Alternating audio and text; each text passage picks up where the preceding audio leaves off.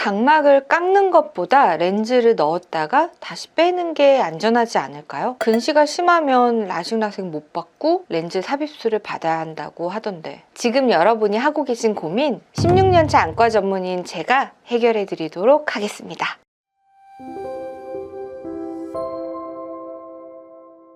안녕하세요, 안과 언니 김선영입니다. 원장님 시력 교정술로 이제 라식 말고 렌즈 삽입술도 있던데 원장님도 렌즈 삽입술 진행하시나요? 네, 렌즈 삽입술 전 꽤나 좋아하는 편입니다. 우리가 각막을 평평하게 만들어서 각막에서 빛이 꺾이는 걸 덜 꺾이게 만들어서 끝에 있는 황반에 맺히게 만드는 것을 라식라섹이라고 합니다. 우리 눈의 빛은 각막에서 한번 수정체에서 한번 꺾이는데 각막에서 덜 꺾이게 만드는 겁니다. 각막을 평평하게 만드는 방법은 겉에를 깎는 라섹, 속안을 깎는 라식이나 스마일이 있고요. 그런데 각막을 건드리지 않고 그냥 우리가 렌즈를 끼듯이 그런 얇은 막을 하나 집어넣는 겁니다. 눈 안에다가요. 각막과 수정체 사이에 홍채라고 우리 동공 있죠? 그 바로 뒤에다가 얇은 막을 하나 넣는 겁니다. 안경알을 넣는 건데요. 안경알이 소프트 렌즈가 되면 굉장히 얇아지잖아요. 그렇듯이 그 렌즈도 굉장히 얇고 말랑말랑합니다. 그래서 눈에 해가 되지 않을 것 같은 아주 얇은 그런 막을 눈 안에 삽입을 하는데, 소프트 렌즈처럼 말랑말랑하기 때문에 쏙 접혀서 쏙 들어가서 알아서 쫙 펼쳐지고요. 그리고 워낙 말랑말랑하니까 눈 안에 들어있어도 눈에 해가 되지 않습니다. 그래서 소프트 렌즈 같은 것을 눈 안에 삽입하는 것을 렌즈 삽입술이라고 합니다. 그런데 그 렌즈가 좀 비싸서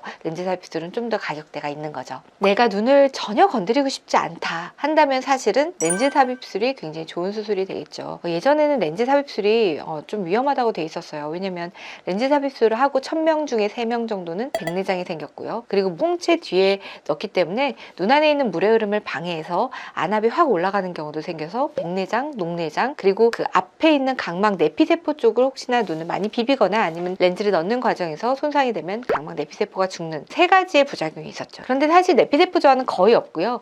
백내장, 녹내장이 많았어요. 그래서 이것 때문에 1000에 3명도 사실은 많은 건 아니라고 볼 수도 있지만 정상인한테는 굉장히 많은 거고 의사한테서는 부담이 될 수 있어서 최대한 렌즈 삽입술을 안 하는 방향으로 정말 어쩔 수 없이 각막이 남지 않았을 때만 했던 게 렌즈 삽입술인데, 그런데 이러한 것을 보완한 렌즈 중앙에 조그마한 홀, 구멍을 내므로써 백내장, 녹내장이 사라졌습니다. 정말로 거의 0%로 부작용이 없어진 거죠. 대신에 그 구멍 사이로 물의 흐름이 좀 더 이제 세지면서 오히려 각막 내피를 자꾸 자극하는 그런 작용을 해서 각막 내피가 조금씩 감소하는 경향을 보이게 되고, 이것은 물론 아주 드뭅니다. 그래서 렌즈 삽입술하고 각막 내피세포가 죽는 경우는 굉장히 너무 드물어서 그 퍼센트도 거의 나와 있지 않은데 일부 논문에서는 0.7% 정도 내피세포 감소가 있었고, 그 중에 빼는 경우까지 있었던 건 거의 유병률을 확인할 수 없을 정도로 너무나도 적은데, 어쨌든 각막 내피세포가 죽을 수 있는 가능성 때문에 모든 렌즈 삽입술 환자분들은 1년에 한 번씩 오셔서 내피세포 수를 검사하셔야 되는 단점은 있는 거죠. 하지만 눈알을 건드릴 필요가 없고 각막을 깎지 않아도 되니까 내 눈알을 그대로 보존한 상태에서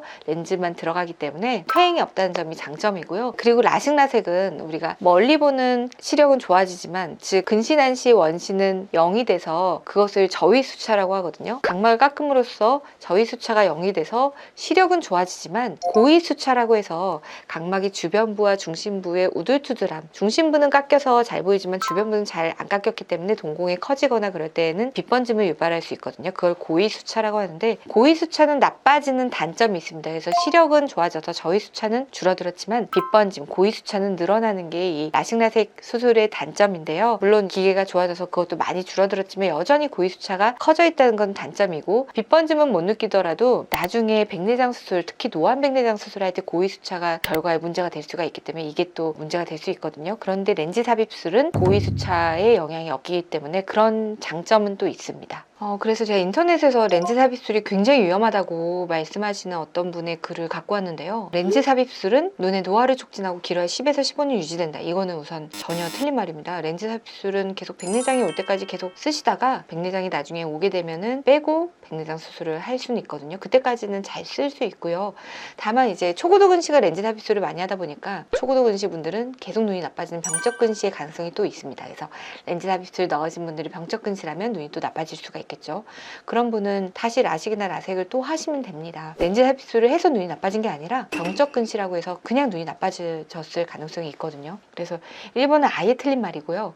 2번은 10에서 15년 동안 노화로 인해 노인성 암꺼질환, 내피세포 감소, 백내장 등이 온다고 되어 있는데, 예전에 렌즈 삽입술은 백내장이 1000에 3명이 온다고 말씀드렸죠. 구멍이 홀이 뚫린 그런 렌즈가 나옴으로써 이 백내장 이슈는 없습니다. 처음에 수술할 때 혹시나 눈을 건드리거나 그렇게 수술 자체가 잘못되는 경우 아니고서는 예전에 생겼던 렌즈 넣고 백내장 생겼던 그런 부분은 이제는 없습니다. 그래서 저는 오히려 백내장, 녹내장은 이제 걱정 안 하셔도 되고, 하지만 내피세포 감소는 간혹 아주 드물지만 있습니다. 그래서 1년에 한 번씩은 내피세포 검사를 꼭 하러 오셔야 된다는 게 여전히 단점으로 있고요. 그래서 렌즈 삽입술을 하고 나서는 내피세포가 200~300개씩 줄어드니까 검사를 꼭 하셔야 되고, 수술할 때마다 내피세포가 200~300개씩 줄어든다고 되어 있는데 전혀 그렇지 않습니다. 이게 내피세포 보호제를 쓰거나 아니면 잘 수술을 하면 전혀 손상이 없이 수술을 할 수 있고, 백내장이 너무 심한 경우에는 내피세포가 죽을 수도 있지만 요즘 최신식 기계나 너무 백내장이 심하지 않은 경우에는 내피세포 손상이 없이 수술을 잘 할 수 있습니다. 내피세포 재생은 안 된다 이렇게 써 있는데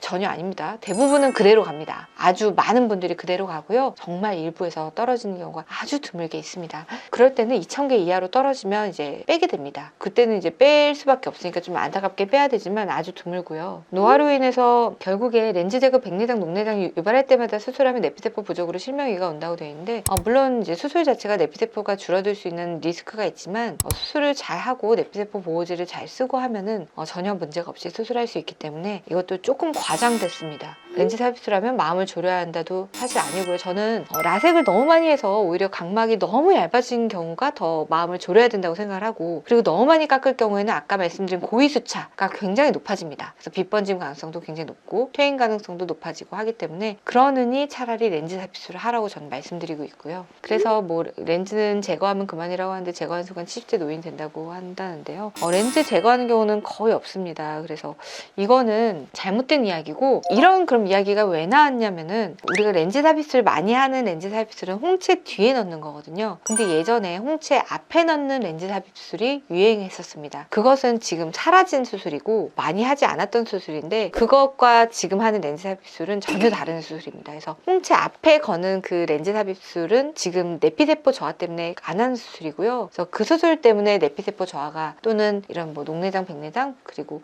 제거를 하는 경우가 많았다는 것들이 좀 와전이 된 것 같습니다. 그래서 이 글은 2008년도에 쓴 글인데요. 이분이 2008년도에 수술 받고 나중에 2021년에 백내장 수술을 받았다고 하는데, 2008년도만 해도 가운데 구멍이 없는 렌즈 삽입술이 이루어졌을 가능성이 있기 때문에, 그래서 백내장이 좀 1000에 3명 정도 있어서 그래서 백내장이 생기신 것 같고, 그리고 이분이 찾아보시다가 각막 내피세포가 죽는다는 이야기를 많이 들어서 그건 아마 전방에 넣는 렌즈 삽입술 때문에 과대하게 우려를 하시는 것 같고, 후방의 렌즈 삽입술은 내피세포 죽는 경우가 거의 드뭅니다. 그래서 어쨌든 있을 수 있기 때문에 1년에 한 번씩 봐야 되는 것은 있지만, 각막을 너무 많이 깎았을 때 생기는 고위수차 발생이라든지 아니면 재수술을 해야 되는데 각막을 더 이상 깎을 수 없을 경우에는 렌즈 삽입술이 저는 더 좋은 수술이라고 생각을 합니다. 저는 렌즈 삽입술 추천하는 분들한테 두 가지를 보는데요. 첫 번째는 이분이 잔여 각막이 남지 않아서 재수술이 불가할 정도로 많이 깎아야 될 경우에, 두 번째는 이분이 20살이 넘었는데도 계속 눈이 나빠지고 있는 경우에,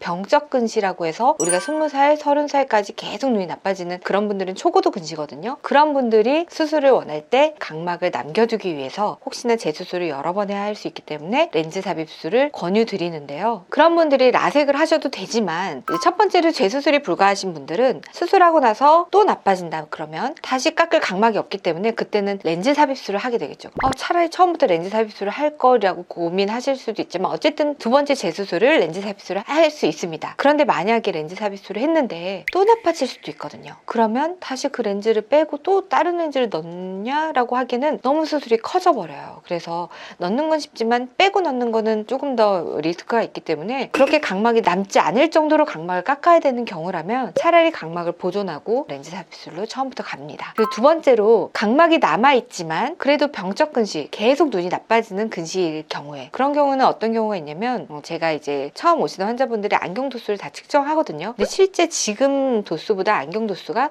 더 낮은 경우, 그래서 눈이 더 나빠졌던 게 보이는 경우, 안경 맞춘 지 얼마나 되셨냐 물어봤는데 이게 2~3년 됐는데 눈이 굉장히 나빠졌다. 그러면 이분은 계속 나빠질 수도 있거든요. 그래서 그런 분이라면 나빠지면 병적 근시를 의심하고 수술을 하고 나서 또 나빠질 수가 있기 때문에 각막을 보존하고 차라리 안내렌즈 삽입술로 가는 것을 처음부터 권유드립니다. 왜냐면 라섹을 하고 나서 눈이 그때는 반짝 좋았다가 10년 뒤에 다시 나빠지는 경우가 많은데 그런 병적 근시인 분들은 너무 많이 나빠집니다. 그래서 그런 분들한테는 렌즈 삽입술을 처음부터 차라리 하고 각막을 남겨놓고 나중에 다시 나빠질 때에 재수술을 대비해서 자기의 각막을 보존하는 것을 권유드리는데요. 이렇게 병적 근시인지 보는 방법은 두 가지가 있는데 처음에 오셨을 때 안경 검사를 해서 안경이 맞춘 지 1년 정도 넘었는데 눈이 더 나빠졌다. 또는 렌즈를 끼는데 렌즈 도수가 작년보다 재작년보다 더 높아졌다. 근데 이분이 20살이 넘어서 원래는 멈춰야 되는 그런 상황인데 더 진행을 했다 그러면 병적 근시를 의심하고요. 또 두 번째는 저희가 눈의 길이를 잽니다. 처음에 오셨을 때 눈의 앞뒤 길이를 쟀을 때 그 길이가 나중에 6개월 뒤에 다시 쟀을 때 더 길어진다. 그러면은 눈이 길어지는 게 근시고요. 근시는 원래 20살 땐 멈춰야 되거든요. 근데 간혹 22살까지 진행하는 경우도 많은 분들한테 있고요. 그런데 22살이 아니라 3살, 4살 또는 30살도 계속 진행을 하는 경우 약간씩 나빠지는 경우에는 눈의 길이가 조금씩 길어집니다. 그런 분이라면 각막을 가능한 한 남겨두는 렌즈 삽입술을 권유드리고 있습니다.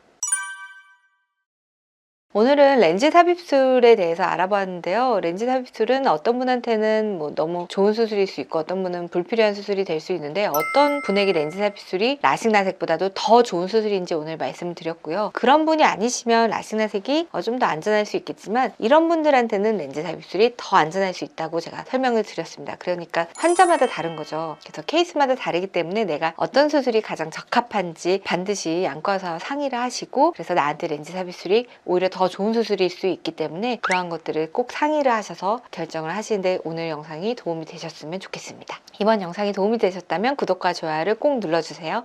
감사합니다.